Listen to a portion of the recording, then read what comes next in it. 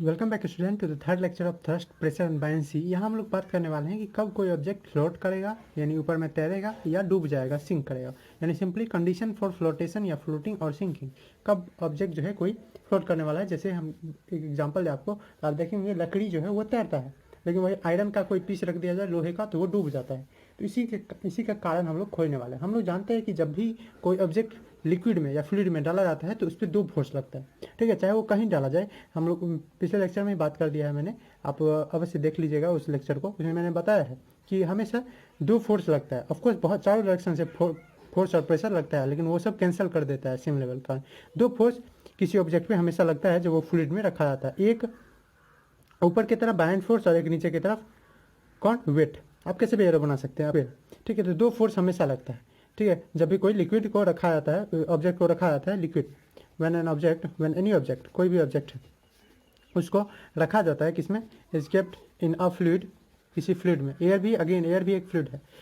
तो क्या होता है, then two forces act on it, दो फोर्स उस पर लगते हैं, ठीक है। कौन कौन है वो, तो पहला एक फोर्स है उसका वेट, ठीक है, जो ग्रेविटी के कारण होता है। तो पहला है वेट ऑफ ऑब्जेक्ट, जो किधर लगता है, तो डाउनवार्ड लगता है, या बोल सकते हैं अगर ज़्यादा साइंटिफिक होना है तो towards centre of the earth, या सीधा बोल सकते हैं टुवर्ड्स डाउनवार्ड, ठीक है, किधर की तरफ, डाउनवार्ड की तरफ। और एक और फोर्स लगता है ऊपर की तरफ, उसको बाइंड फोर्स बोलते हैं। और सेकेंड क्या होता है, बाइंड फोर्स, मैं शॉर्ट कर लिख दूँगा अब भी, बाइंड फोर्स किधर, जिसको आप थ्रस्ट भी बोलते हैं, वो लगता है टुवर्ड्स अपवर्ड, किसी की तरफ, ऊपर की तरफ, टुवर्ड्स अपवर्ड। और ये किसके द्वारा लगाया जाता है, ये लिक्विड के द्वारा, ये ऑब्जेक्ट के द्वारा। अब देखिए कोई भी ऑब्जेक्ट, ये तो मैं पिछले लेक्चर में बात कर चुका हूँ। अब किसी भी चीज़ को अगर तैरना है तो सिंपल कंडीशन क्या होगा कि ऊपर तैरेगा कब, जब ऊपर ज़्यादा फोर्स हो, ऊपर ले जाए। तैरने का कब मतलब है कि ऊपर में रहे, और डूबने का क्या मतलब है कि नीचे रहे। तो नीचे कब आएगा, जब नीचे ज़्यादा फोर्स लगेगा, मतलब वेट ज़्यादा होगा, ठीक है। और लेकिन हमको क्या कंडीशन चेक करना है, वेट अगर ज़्यादा हो किससे, बाइंड फोर्स से, जो बाइंड फोर्स लग रहा है ऊपर की तरफ। तो अगर नीचे वाला फोर्स ज़्यादा है, वेट ज़्यादा है, तो ऑफकोर्स ये कंडीशन क्या है, सिंक करने का, डूबने का। लेकिन अगर ऊपर वाला फोर्स ही ज़्यादा हो, मतलब इधर बाइंड फोर्स, ये वाला ऊपर वाला फोर्स, बाइंड फोर्स ही ज़्यादा हो, तो ये बाइंड फोर्स के कारण क्या होगा कि ऊपर उसको तैरने में मदद करेगा, ठीक है, ऊपर तैरने में मदद करेगा। तो अगर एफ बी यानी बाइंड फोर्स ग्रेटर है, ये भी सब्सक्रिप्ट में लिखा हुआ, नीचे लिखा हुआ, ग्रेटर है डब्ल्यू से, वेट से, देन ऑब्जेक्ट क्या होगा, फ्लोट करेगा। ओके, ऑब्जेक्ट फ्लोट करेगा। तो हमारे पास ऐसा ही इस दोनों के बीच में कितना रिलेशन आ सकता है, तीन, ठीक है। तो हम अगर रिलेशन चेक करें, relation between weight W and buoyant force, आपको तीन मिलेगा। पहला कंडीशन आपको मिल सकता है कि W is greater than F B, यानी वेट जो है ज़्यादा है, किसी चीज़ का वेट ज़्यादा है, मतलब नीचे की तरफ ज़्यादा फोर्स लग रहा है, तो बॉडी क्या होगा, वो बॉडी या ऑब्जेक्ट जो होगा वो सिंक कर जाएगा, डूब जाएगा। Object will sink in water, will sink in water और फ्लूइड। दूसरा चीज़, अगेन ये जो हम लोग पढ़ चुके हैं कि ये जो बाइंड फोर्स में जो बाइंड फोर्स होता है, जो वेट होता है, वो कैसे निकलता है, कितना वाटर डिस्प्लेस हुआ है, इसी को प्रिंसिपल ऑफ फ्लोटेशन भी कहते हैं, जो हम लोग अभी पढ़ेंगे। सेकंड कंडीशन हो सकता है कि डब्ल्यू जो है वो इक्वल हो एफ बी के, ऐसा भी तो हो सकता है, ठीक है, अब इक्वल हो, तो इक्वल है तब क्या होगा। तीसरा कंडीशन हो सकता है कि डब्ल्यू जो है स्मॉल हो एफ बी से, यानी बाइंड फोर्स ही ज़्यादा हो। इससे क्या मतलब, इसको ऐसे भी लिख सकते हैं कि बाइंड फोर्स ज़्यादा है डब्ल्यू से। तो अगर बाइंड फोर्स ज़्यादा है डब्ल्यू से, तो सिंपली कह सकते हैं कि ऑब्जेक्ट फ्लोट करेगा सरफेस पे, ठीक है। अगर कोई पानी है, पॉन्ड्स है, पॉन्ड्स के सरफेस पे वो फ्लोट करेगा, ठीक है, तैरेगा। अगर ज़्यादा है तो डूब जाएगा। ये पानी है, ये पोखर है, इस पोखर के अंदर में ये यहाँ जाके डूब जाएगा, ये डूब जाएगा, यहाँ फ्लोट कर रहा है इस सरफेस पे, ठीक। तो object will float on surface. तो ये कंडीशन में क्या होगा, जब दोनों बराबर हो, तो ये कंडीशन में ऐसा देखा गया है, ऐसा ऑब्जर्वेशन है कि ये कंडीशन में नहीं फ्लोट करता है और नहीं सिंक करता है। मतलब कि कहने के लिए आप बोल सकते हैं कि पानी के अंदर भी चला जाता है और पानी के अंदर जाके तैरता है। तो ऑब्जेक्ट फ्लोट भी करता है, तो दोनों का इज्जत रख लिया, फ्लोट भी किया और अंदर गया भी। तो object float inside water, object float करता है लेकिन इनसाइड वाटर। अब ये सिंक का क्या कंडीशन है, सिंक मतलब अंदर चला जाए एकदम, ठीक है, यहाँ पे चला जाए। लेकिन इसका क्या कंडीशन है, ठीक है, जब डब्ल्यू एफ बी के बराबर हो, बाइंड फोर्स के बराबर हो, तो ऑब्जेक्ट फ्लोट करेगा कहाँ, इनसाइड फ्लूइड या इनसाइड वाटर। आपको ज़्यादा कनेक्टिव वाटर लगे, लिक्विड लगे, तो आप ज़्यादा कनेक्ट के लिए कर सकते हैं। ये तीन कंडीशन हुआ, ठीक है। यही अब यहाँ पे आपके मन में आ रहा होगा, कोई पीछे का लेक्चर अच्छे से नहीं देखें, तो वेट तो निकल जाएगा मास इंटू एक्सेलरेशन से।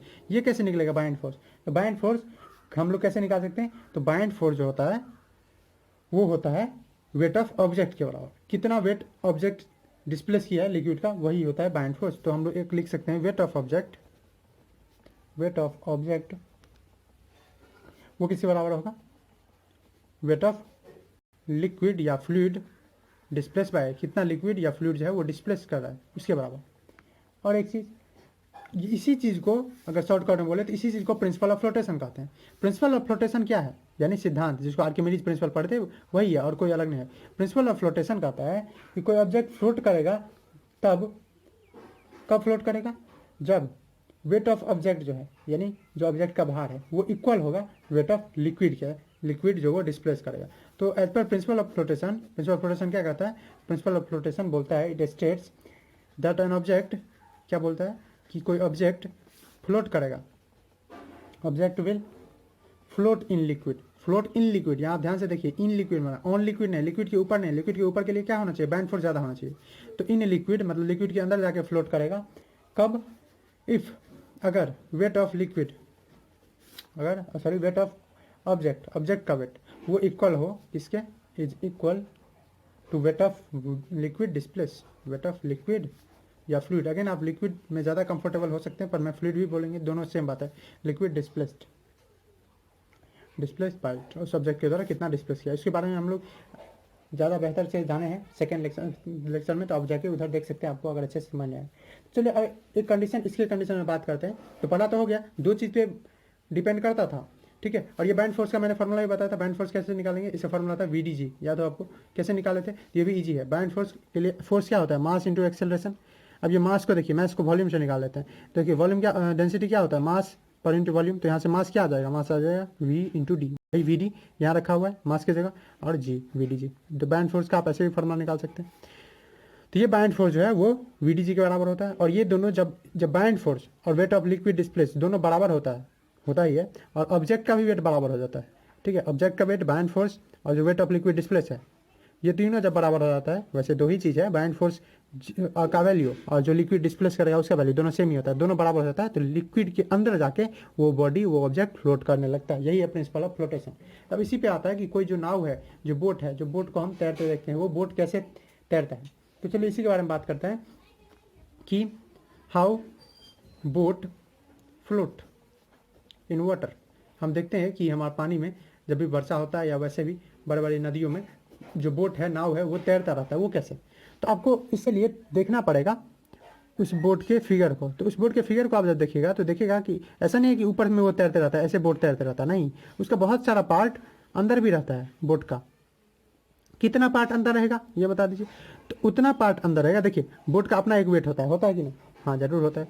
तो बोट का अपना जब वेट होता है, तो अगर इसको तैरना है तो उसको उतना ही वाटर डिस्प्लेस करना पड़ेगा, उतना ही वाटर लिक्विड का जो वेट है वो डिस्प्लेस करना पड़ेगा, ऐसा है कि नहीं, हाँ जरूर है।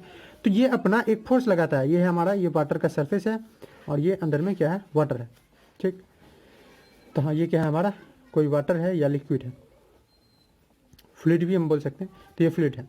अब इसमें अगर इस बोट को तैरना है तो इसको, इसका जो वेट होगा, एक तो इस पर बाउंड फोर्स लग रहा है और इस पर वेट भी लग रहा है, तो इसका जो वेट है, ठीक है, उतना ही वेट के बराबर जब उतना लिक्विड वो डिस्प्लेस कर देगा, मतलब जब ये इसके इधर वाटर में जाएगा तो वाटर का जगह लेगा ना, इतना दूर का जगह लेगा ना, तब इसको भी तो ये धक्का मारेगा, हटो मेरे ऊपर से, तो उसी के कारण क्या होता है, ऊपर की तरफ इसको बाउंड फोर्स लगता है उसी का के जगह। तो वो जो ऊपर की तरफ फोर्स लग रहा है वो इसको तैरने में मदद करता है, लेकिन वो कब तैरने में मदद करेगा, जब उसका वैल्यू, बाउंड फोर्स का वैल्यू, ठीक है, और उसके वेट का वैल्यू लो, लगभग क्या हो जाए, बाउंड फोर्स का वैल्यू ज़्यादा ही हो जाए, क्योंकि इसको अंदर में तैरना नहीं ना है। अगर अंदर में तैरना रहता तब तो कोई आदमी चढ़ता ही नहीं इस पर, तो अंदर में तैरना नहीं, ऊपर ऊपर तैरना है, मतलब यहाँ पे इसको तैरने के लिए बाउंड फोर्स जो है वो ग्रेटर होना पड़ेगा, किससे, वेट से, तभी वो तैरेगा। अब अगर बाउंड फोर्स को वेट से ज़्यादा होना है, इसका मतलब क्या है कि जो बोट का वेट है उससे उसको इतना डिस्प्लेस कर देना है लिक्विड जो कि बाउंड फोर्स से ज़्यादा हो, ठीक है। तो वही काम करता है ये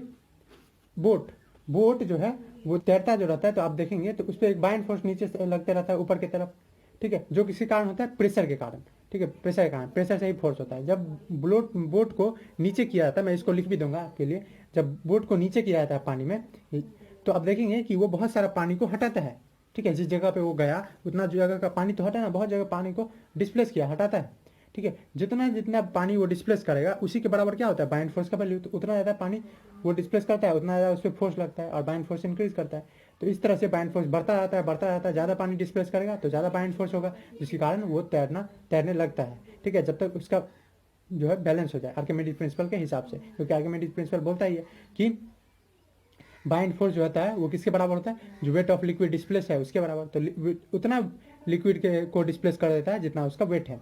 ठीक है, अब देखिए जब बोट फ्लोट करने लगता है तो वाटर जो डिस्प्लेस किया है, ठीक है, जितना पार्ट सबमर्ज है, पूरा नहीं पार्ट सबमर्ज रहता है, ठीक है, ऊपर का पार्ट कुछ जो है वो पानी के ऊपर है, तभी ना आदमी इसमें आके बैठेगा, डूब जाएगा तो थोड़ा ना बैठेगा। तो जितना इसका पानी डूबा हुआ है, जितना भाग इसका पानी में डूबा हुआ उतना ही क्या करता है, उतना वेट के बराबर वो लिक्विड डिस्प्लेस कर देता है, जिससे वो तैरने लगता है। अब देखिए ज़्यादा आदमी चढ़ेगा तो फिर से इसका वेट बढ़ेगा, बोट का नेट वेट बढ़ेगा। मान लीजिए ये 200 kg का है, 200 kg में और एक आदमी चढ़ गया 50 kg का, 250 kg। तो अब 250 kg के लिए ये क्या करेगा, अपने आप को थोड़ा और नीचे कर लेगा, जैसे कि जो वाटर डिस्प्लेसमेंट है वो थोड़ा और बढ़ जाए, और वाटर डिस्प्लेसमेंट बढ़ेगा तो ऑफकोर्स बाइंड फोर्स भी बढ़ेगा, और ज़्यादा बढ़ेगा तो होता जाएगा। अब एक केस ऐसा आएगा जहाँ पे इतना आदमी अगर चढ़ गया तो ये पूरा अपने आप को नीचे कर लेगा। ठीक है, क्योंकि इस पे आदमी बढ़ता जा रहा है, चढ़ता जा रहा है, बहुत सारा आदमी अगर चढ़ गया तो ये अपने आप को नीचे करते जाएगा। एक ऐसा कंडीशन आएगा जब ये अपने आप को पूरी तरह से पानी में दे देगा, मतलब बाइंड फोर्स और वेट वहाँ पे दोनों पे बराबर हो गया। और ज़्यादा आदमी आएगा तो फाइनली वो सिंक कर जाएगा, क्योंकि बाइंड फोर्स एक लिमिट तक बढ़ता है जब तक कि पूरी तरह से ये डूब ना जाए। हम लोग पढ़े हुए ना कि बाइंड फोर्स सबसे मैक्सिमम होता है जब कोई चीज़ डूब जाता है पूरी तरह से। तो ये कंडीशन कैसे ये तैरता है। ठीक है, चलिए मैं इसके लिए आपको कैसे ये तैरता है इसका मैकेनिज्म मैं लिख भी देता हूँ। जो मैंने आपको पढ़ाया वही चीज़ मैंने लिख भी दिया कि बाइंड फोर्स जो होता है वो किसके बराबर होता है, वेट ऑफ वाटर डिस्प्लेस, जिसको हम आर्किमिडीज प्रिंसिपल से जानते हैं। आर्किमिडीज प्रिंसिपल मैंने पिछले लेक्चर में बताया हुआ है। अब जब कोई बोट को नीचे उतारा जाता है धीरे धीरे, ग्रेजुअली जब नीचे उतारा जाता है तो ये पानी को डिस्प्लेस करता है धीरे धीरे, जैसे जैसे इसको उतारा गया तो वो पानी डिस्प्लेस करता गया, और पानी डिस्प्लेस करता गया मतलब बाइंड फोर्स भी बढ़ता गया। जितना ज़्यादा पानी डिस्प्लेस किया उतना ज़्यादा बाइंड फोर्स बढ़ा। तो कुछ टाइम के बाद, ठीक है, बाइंड फोर्स किस पे लग रहा है, इस पे ऊपर की तरफ। ठीक है, ये इसका वेट है और ये इसका बाइंड फोर्स है। अब धीरे धीरे लगता गया तो एक ऐसा कंडीशन आता है जब ये तैरने लगता है। उस कंडीशन में क्या हो रहा है कि बाइंड फोर्स जो है वो इतना हो गया, इतना बराबर हो गया है, ठीक है, जो कि वेट ऑफ बोट के जो वेट है उसको बैलेंस कर सकता है, और इस कंडीशन में बोट तैरने लगता है। अब चलिए कंडीशन ऑफ फ्लोटेशन पहला तो हुआ कि बाइंड फोर्स और वेट के रिस्पेक्ट में। दूसरा हम लोग चेक करते हैं डेंसिटी के रिस्पेक्ट में। डेंसिटी का मैंने अच्छे से लेक्चर समझाया हुआ पिछले लेक्चर में, तो आप वहाँ चले जाइए। मैं अभी डायरेक्ट बताऊंगा आपको, ज़्यादा डील नहीं कराऊंगा। वहाँ मैथमेटिकली भी मैंने डिराइव किया हुआ है और आपके लॉजिक से भी डिराइव किया हुआ है कि कैसे आप बता सकते हैं कि डेंसिटी का क्या रिलेशन है। अब यहाँ मैं डायरेक्ट जाऊँगा condition for flotation in terms of flotation in term of density. Density के टर्म्स में हम लोग अब देखते हैं कि क्या होगा। तो डेंसिटी लिक्विड का और ऑब्जेक्ट का, तो पहला कंडीशन है डेंसिटी ऑफ जो ऑब्जेक्ट है, ठीक है, मान लीजिए DO वो ग्रेटर है डेंसिटी ऑफ लिक्विड से या फ्लूइड से। तो ऑफकोर्स ऑब्जेक्ट ज़्यादा भारी होगा, डेंसिटी को आप भारी की तरह वेट जैसे ले सकते हैं, ज़्यादा भारी होगा। तो ये कंडीशन जो है इसमें क्या होता है कि जो ऑब्जेक्ट है सिंक कर जाता है, ऑब्जेक्ट डूब कर जाता है, ऑब्जेक्ट गेट सिंक, डूब जाता है। सेकेंड कंडीशन अगेन वही DO इक्वल है DL के, मतलब density of object density of liquid same है। तो again object will float, object float करेगा लेकिन कहाँ, इन वाटर, ठीक है, या इनसाइड वाटर के अंदर, इन वाटर या इनसाइड वाटर, या लिक्विड भी लिख सकते हैं आप, लिक्विड के टर्म्स में जा रहा है तो लिक्विड। तीसरा कंडीशन क्या है, तीसरा कंडीशन है कि डेंसिटी ऑफ ऑब्जेक्ट जो है उससे ज़्यादा डेंसिटी ऑफ लिक्विड हो, ठीक है, लिक्विड का डेंसिटी ज़्यादा है, जैसे मरकरी है, मरकरी का बहुत ज़्यादा डेंसिटी, 4 गुना 5 गुना डेंसिटी है, जैसे जिसके कारण वो नेल को भी, हाँ आयरन जो होता है आयरन के नेल को भी वो तैरा लेता है। तो उस कंडीशन में क्या होगा, आराम से हम जानते हैं कि जब डेंसिटी ऑफ लिक्विड ज़्यादा हो, या इसको ऐसे लिख दिए density of liquid greater than density of object, तो ऑब्जेक्ट मस्ट फ्लोट करेगा सरफेस पे, object will float on surface. तो यही कारण है कि कोई चीज़ फ्लोट करता है, कोई चीज़ तैरता है। आपके मन में आता होगा अगेन वो क्वेश्चन अभी तक है ही, जिसके लिए मैंने आपको रोक के रखा हुआ कि वो जो शिप है, शिप भी आयरन से बना रहता है, तो आखिर वो कैसे तैरने लगता है। हाँ, इसके बारे में बात करते हैं। उससे पहले एक टर्म है एवरेज डेंसिटी, उसको समझते हैं। तो स्लिप के फ्लोटेशन से समझने से पहले आपको एक चीज़ जानना होगा, एवरेज डेंसिटी का कंसेप्ट। देखिए मैं आपको इसको सिंपल एग्जांपल से समझाता हूँ। आप ये अगर अभी तक अगर नहीं जानते हैं, नहीं किए हैं, तो आप कर सकते हैं। आप एक पत्थर को फेंकिए पानी में, डूब जाएगा ऑफ कोर्स। एक पॉलीथीन लीजिए, पॉलीथीन तो आप जानते हैं, उस पॉलीथीन को फिर उस पॉलीथीन में एक पत्थर लीजिए, फिर उसको बांध दीजिए पॉलीथीन को, ठीक है, पॉलीथीन को बांध दीजिए। अच्छा हो कि उसमें हवा रहे, ठीक है, हवा के साथ जैसे मोटा ताज़ा हो, वो फूला हुआ हो। अब फेंकिए पानी में, क्या वो डूबा? नहीं डूबा, ठीक है, नहीं डूबा होगा। देखिए अगर नहीं आप ये किए हैं एक्टिविटी, हम लोग तो बचपन में खूब किए हैं, अगर नहीं किए हैं तो आप जाकर चेक कर सकते हैं। आप देखेंगे वो अब फ्लोट करने लगा है, वही पत्थर है, बस एक पॉलीथीन के आने की वजह से, एक प्लास्टिक के आने की वजह से वो फ्लोट करना शुरू कर दिया। ऐसा क्यों? एक और एग्जांपल, ठीक है, आपके पास एक लकड़ी है, ठीक है, वो लकड़ी तैर रहा है। अब एक फिर से एक पत्थर लीजिए, वो पत्थर डूब जा रहा है। पत्थर अगल बगल का जो आपका कंकड़ होता है, ग्रेवल होता है, उसको अब उस लकड़ी पे पत्थर रख दीजिए, अब देखिए फिर से वो तैर रहा है।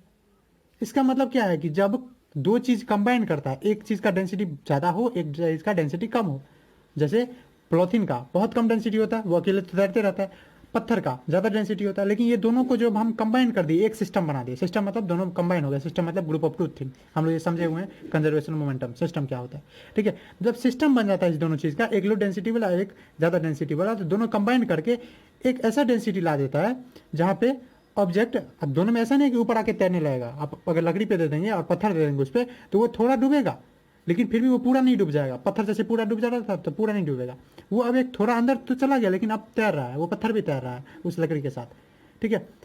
अकेले पन्नी अच्छे से तैर रहा था, पॉलीथीन अच्छे से तैर रहा था, लेकिन हम जब पत्थर डाल के दिए थोड़ा सा डूबेगा, लेकिन मस्ती से अभी भी तैरेगा। ऐसा क्या हो जा रहा है सिस्टम बनने पे? तो सिस्टम बनने पे जो डेंसिटी है, ओवरऑल डेंसिटी, नेट डेंसिटी उस पूरे सिस्टम का, वो डिक्रीज कर जा रहा है। अगर एक डेंसर और एक बहुत कम डेंसर को ले रहे हैं, एक बहुत ज़्यादा हाई डेंसिटी वाला और एक बहुत कम डेंसिटी वाला को ले रहे हैं, तो जो नेट डेंसिटी है वो क्या हो रहा है, वो बैलेंस कर दे रहा है, ठीक है, और नेट डेंसिटी कम हो रहा है। इसी को बोलते हैं एवरेज डेंसिटी का कंसेप्ट। और शिप में यही आइडिया यूज होता है, सबमरीन जो पनडुब्बी है उसमें भी यही आइडिया यूज होता है। एवरेज डेंसिटी का मतलब क्या है कि ओवरऑल, ठीक है, ओवरऑल या नेट, जैसे बैलेंस फोर्स में पढ़े थे ना कि ओवरऑल नेट, वही टोटल या total overall density of an object, of a system बोले तो ज़्यादा अच्छा, ऑफ ए सिस्टम। और वो ओवरऑल डेंसिटी किससे बना है? तो वो ओवरऑल डेंसिटी बना है from the combination of, from the combination of objects in the system. वो जितने ऑब्जेक्ट है, ऑब्जेक्ट्स इन द सिस्टम, उसके मदद से। अब अगेन आपको लग रहा होगा कि अरे एक चीज़ का डेंसिटी है, दूसरी चीज़ का डेंसिटी है, दोनों कंबाइन कर गया, दोनों कंबाइन कर गया तो और ज़्यादा डेंसिटी बढ़ जाना चाहिए, डेंसिटी स्केलर है, पर ऐसा नहीं हो रहा है। ऑफकोर्स डेंसिटी तो बढ़ रहा है, लेकिन डेंसिटी बढ़ने के साथ जो वो पॉलीथीन है, पॉलीथीन कितना ज़्यादा जगह लेता है, तो वो है वाटर, जो है वाटर को बहुत ज़्यादा डिस्प्लेस कर दिया, और वाटर जितना ज़्यादा डिस्प्लेस कर दिया तो बाइंड फोर्स उतना ज़्यादा बढ़ गया, ठीक है। क्योंकि बाइंड फोर्स किस पर डिपेंड करता है, कितना वाटर डिस्प्लेस्ड हुआ है। तो चूंकि जब पॉलीथीन आ रहा है, वो लकड़ी आ रहा है, तो वो डेंसिटी वाटर ज़्यादा डिस्प्लेस कर दे रहा है, इसका मतलब बाइंड फोर्स ज़्यादा होगा। तो चलिए इसी चीज़ के आइडिया पे हम लोग पढ़ते हैं कि शिप कैसे फ्लोट करता है। अब मुझे उम्मीद है कि आप कुछ कुछ चीज़ जानते हैं, जैसे एल्युमिनियम, गोल्ड, उसका ज़्यादा डेंसिटी होता है तो वो डूब जाते हैं, ठीक है। ग्लास ज़्यादा डेंसर है, हाँ ग्लास डूब जाता है, ग्लास ज़्यादा डेंसर है, इसका मतलब कोई चीज़ डूब जा रहा है मतलब उसका ज़्यादा डेंसिटी है उस ऑब्जेक्ट से, जैसे पानी में डूब जा रहा है तो पानी से। आयरन का ज़्यादा डेंसिटी होता है तो इसलिए वो भी डूब जाता है। और भी बातें कर सकते हैं, बात करने के लिए तो बहुत सारे हैं, ठीक है। जैसे मरकरी के कंपैरिजन में बात करें तो मरकरी का ज़्यादा होता है डेंसिटी, तो जो आयरन है वो उस पर तैरता रहता है, ठीक है। ग्लास का भी कम होता है मरकरी से, तो वो भी तैरता रहता है मरकरी पे, लेकिन पानी पे नहीं, ठीक है। आइस, यहाँ तक कि आइस का कम डेंसिटी होता है वाटर से, इसलिए फ्लोट करता है। आपको अजीब लगेगा कि अरे आइस कैसे तैर सकता है, और कोई अगर एडवांस्ड बुक पढ़ा हुआ केमिस्ट्री का तो फर्स्ट चैप्टर में होगा उसका कि आइस कैसे फ्लोट करता है। तो चलिए दोनों पे अभी बात करते हैं। आइस पे, आइस का तो सिंपल आपको एक स्ट्रक्चर देखना पड़ेगा कि आइस ऐसे स्ट्रक्चर आइस का रहता है जिसमें बीच में बहुत सारा वैकेंट स्पेस रहता है, ठीक है। क्या रहता है? Vacant space. इसको केज लाइक स्ट्रक्चर बोलते हैं, केज लाइक स्ट्रक्चर, ठीक है। मतलब एक वैकेंट स्पेस रहता है। अब ये वैकेंट स्पेस यानी इसमें क्या है, इसमें एयर है, और ये एयर और ये बर्फ मिलकर नेट डेंसिटी जो है इसका घटा देता है। बर्फ का डेंसिटी ज़्यादा है, ठीक है, लेकिन ये जो ओवरऑल जो ऑब्जेक्ट है, अगर सिर्फ और सिर्फ बर्फ लिया जाए, वो एयर का स्पेस यहाँ से हटा दिया जाए, तब उसका डेंसिटी ज़्यादा होगा। लेकिन इस एयर स्पेस के आने के कारण जो एवरेज डेंसिटी है बर्फ का, आइस का टुकड़ा का, या आप देखेंगे आइस बर्ग्स का, बड़े बड़े समुद्र में रहता है, तो उसके कारण वो डेंसिटी जो है वो कम हो जाता है, और वो जो आइस का टुकड़ा है, या आप देखते होंगे बड़े बड़े समुद्र में जो आइस बर्ग होते हैं वो तैरने लगते हैं। अगेन इस सब का बहुत सारा पार्ट डूबा रहता है। आइसबर्ग का 3/4 ऑफ पार्ट डूबा रहता है, मतलब अगर 4 टुकड़े में बांधे तो 3 पार्ट डूबा ही रहता है, आप जरूर देखेंगे। तो चलिए अब फाइनली ये तो छोटा सा बात था कि इसके अंदर में वैकेंट स्पेस रहता है, इसका जो स्ट्रक्चर आपको स्क्रीन पे दिखा भी है कैसा रहता है इसका स्ट्रक्चर, इसके कारण। अब हम लोग बात करते हैं जो हमारा मेन मुद्दा है, क्या चीज़, कि शिप क्यों फ्लोट करता है। आप समझ ही गए होंगे अच्छे अच्छे बच्चे, why ship float on water. तो पहले आपको ये कन्फ्यूजन दूर करना है कि शिप जो है वो सिर्फ और सिर्फ आयरन से नहीं बना हुआ है। आप देखते भी हैं शिप में बहुत सारा खाली जगह होता है, तो पहला चीज़ तो यही आपको दूर करना है अपना कन्फ्यूजन। क्या चीज़ कि ship is not only made from iron and steel. इसे क्या कहने का मतलब, इसका मतलब है कि ये नहीं, आप नहीं समझिए कि सिर्फ आयरन और स्टील मिलके जोड़ जाड़ के उसको खड़ा कर दिया हुआ, ठीक है। इसके अंदर बहुत ज़्यादा तो होता क्या है, इसके अंदर बहुत ज़्यादा हॉलो ऑब्जेक्ट होता है, मतलब खाली जगह होता है, ठीक है। It has a hollow object, ठीक है, हॉलो ऑब्जेक्ट होता है। उसी तरह से जैसे पाइप का आप देखते होंगे, किसी चीज़ आयरन का ही पाइप रहता है, उसके पाइप के ऊपर दोनों तरफ से क्या होता है, दोनों तरफ से आयरन का रहता है, लेकिन उसका अंदर में क्या रहता है, अंदर में वैकेंट स्पेस। उसी तरह से बहुत बड़ा बड़ा बनाया रहता है, बहुत पतला पतला आयरन से बहुत बड़ा बड़ा बनाया रहता है, उसके बीच में हॉलो जो वैकेंट स्पेस है, वैकेंट ऑब्जेक्ट है, ठीक है, जो किससे बना रहता है, made up of iron and steel. जो अपने अंदर क्या रखता है, अब खाली जगह है तो ऑफकोर्स एयर रखेगा, विच कंटेन्स एयर, जिसके अंदर क्या है, एयर। अब ये आप समझिए, आगे सबमरीन का भी करेंगे, वो भी ऐसा ही है जो एयर को रखता है। अब इस एयर के कारण जो अब ड्यू टू दिस एयर, आप ऐसे लिख सकते हैं, due to this air in the hollow object, this air the average density या ओवरऑल डेंसिटी जो होता है शिप का, एवरेज डेंसिटी इज लेसर, कम हो जाता है, देन वाटर। अगेन किसके कारण, due to presence of large amount of water. अगर वाटर नहीं रहता तो ऑफकोर्स वो डूब जाता। अब जहाँ डेंसिटी इसका कम हो गया, तो जिसका डेंसिटी कम होता है, तो अभी हम डेंसिटी वाले में पढ़ें कि वो तो क्या करने लगता है, तैरने लगता है, लेकिन कुछ पार्ट उसका डूबता है। कितना पार्ट डूबता है, जिसमें बोट में पढ़े थे कि जितना उसका वेट होगा उतना ही वाटर को डिस्प्लेस कर देगा और फाइनली वो तैरने लगेगा। अब सबमेरीन का है, सबमेरीन एक ऐसा चीज़ है जो डूब भी जाता है और तैरने भी लगता है, ठीक है। इसलिए तो आप समझिए, इसमें इतना ही था, ज़्यादा कुछ था नहीं, कि अगर फ्लोट कर रहा है वो थोड़ा सा डूबा हुआ है। कितना डूबा हुआ है, जितना उसका डेंसिटी है, जितना उसका वेट है, उतना वाटर डिस्प्लेस कर दिया और तैरने लगा। अगेन कंडीशन फिर आता है कि लेकिन लोहा तो डूब जाता है, ये क्यों नहीं डूबता है, क्योंकि इसमें बहुत जगह खाली जगह होता है, बहुत खाली जगह होता है, जो ओवरऑल डेंसिटी, एवरेज डेंसिटी को क्या करता है, घटा देता है, पानी से घटाता है। अब चलिए ऐसा ही बात करते हैं सबमरीन का। तो सबमरीन आपके सिलेबस में नहीं, फिर भी मैं बता दे रहा हूँ कि सबमरीन जो होता है वो पहले डूब भी जाता है, एक कंडीशन होता है डूबने का भी और एक होता है तैरने का भी। देखिए जब तैरने का कंडीशन है तो ये प्रिंसिपल वो अपनाता है, ठीक है, यानी उसके अंदर बहुत ज़्यादा वैकेंट स्पेस है। जब उसको अंदर जाना होता है सबमरीन को, आप लिख सकते हैं, मैं वो बता दूंगा, जब उसको अंदर जाना रहता है तो उसी वैकेंट स्पेस को वो पानी से भर देता है। अब पानी का तो एयर से ज़्यादा डेंसिटी है ना, ये तो आप समझते हैं ना, पानी तो बहुत ज़्यादा डेंसिटी है, तो उस जगह को, उस खाली जगह को वो पानी से भर देता है, और पानी से भरने के कारण जो उसका ओवरऑल था डेंसिटी वो अगेन बढ़ जाता है। एयर का डेंसिटी और वाटर का डेंसिटी मैं बोलूँ ज़्यादा कौन घना है, आप ऑफकोर्स बोलेंगे अरे एयर तो दिखता भी नहीं है, कुछ मॉलिक्यूल है कि नहीं है, लेकिन पानी ये तो बहुत, पानी में हाथ चलाते हैं तो हमको दिक्कत होता है, मतलब पानी का डेंसिटी ज़्यादा है। पानी का डेंसिटी ज़्यादा है तो एयर के जगह हम पानी दे दिए तो नेट उसका डेंसिटी क्या हो जाएगा, ऑफकोर्स बढ़ जाएगा, और डेंसिटी जहाँ बढ़ा तो ऑब्जेक्ट डूब जाएगा। तो इसीलिए एक मेजरेबल वैल्यू जो है वाटर का उस हॉलो जगह में एंट्री कराया जाता है, जिसके कारण जो सबमरीन है वो अंदर जाके भी तैरने लगता है। लेकिन वही जो और ऊपर का कंडीशन, जब उसको ऊपर में तैरना रहता है सबमरीन को, तो वो क्या करता है, तो वो सिंपली एक प्रिंसिपल अपनाता है, इसी की वजह से वो अपना हॉलो जगह रहता है उसमें, उस हॉलो जगह में वो एयर भरा रहता है। ओके, तो ये कंडीशन था किसका, फ्लोटेशन का, कोई ऑब्जेक्ट फ्लोट या तैरेगा कब। नेक्स्ट लेक्चर में हम लोग बात करेंगे रिलेटिव डेंसिटी पे, जो बहुत इंपॉर्टेंट कंसेप्ट है और प्योरिटी चेक करने में और आर्किमिडीज प्रिंसिपल का भी यूज करता है। चलिए ऐसे ही देखते रहिए, थैंक्स फॉर वॉचिंग।